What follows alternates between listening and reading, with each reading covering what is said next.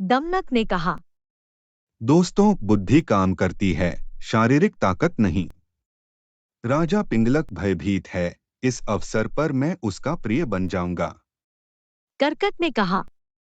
लेकिन राजा डर गया, आप इसे कैसे समझते हैं? दमनक ने कहा। पंडित कहते हैं, भाव को आकार, हाव भाव, गति, पुरुषार्थ, वाणी, नेत्र और चेहरे के हाव भाव से समझा जा सकता है। यदि आप राजा के चेहरे को देखेंगे तो आपको पता चल जाएगा कि क्या वह डरा हुआ है। करकट ने कहा। ऐसा नहीं होता है। लेकिन उसका भरोसा कैसा होगा? दमनक ने कहा। बुद्धिमान ने प्रभु की मंशा समझकर शीघ्र ही उसे अपने वश में कर लिया।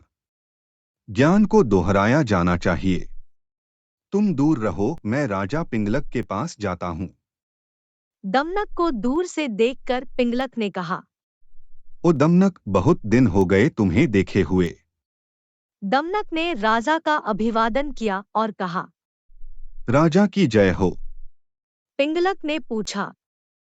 फिर तुम क्या सोचते हो? दमनक ने सूक्ष्मता से कहा। महाराज, मेरे पास आपके लिए एक रहस्य है। मैं इसके बारे में आपके दर्शकों के सामने बात नहीं करना चाहता। यदि आप उन्हें पीछे हटने के लिए कहते हैं तो यह ठीक है। क्योंकि पंडित कहते हैं, कोई भी मंत्र 3 लोगों के कान में जाता है, वह धीरे धीरे ज्ञात हो जाता है। पासुराज पिंगलक के आदेश पर अन्य लोग चले गए। दमनक जिज्ञासा करलो। महाराज, आप डर के मारे क्या सोच रहे थे? पिंगलक ने मन ही मन सोचा, यह लोमड़ी बड़ी चालाक है।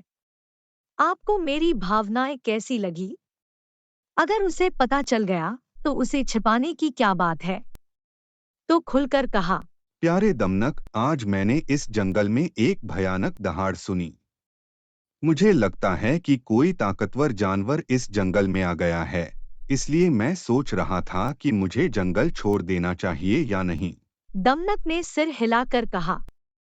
महाराज, इस संकल्प को त्याग दें।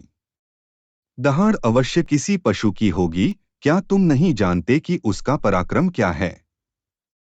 ऐसा कहा जाता है कि जो सोच समझकर काम करता है, न डरता है न गुस्सा करता है, उतावलापन नहीं रखता, उसे कभी गुस्सा नहीं आता। पिंगलक ने कहा। आपने सही बात कही है, परंतु मैं उसके पराक्रम की परीक्षा लेने का साहस नहीं कर सकता, जिसकी दहाड़ से मैं डरता हूँ। दमनक ने कहा, महाराज पिंगलक, आपकी बातें सुनकर मुझे एक कहानी याद आ गई। कहानी यह है।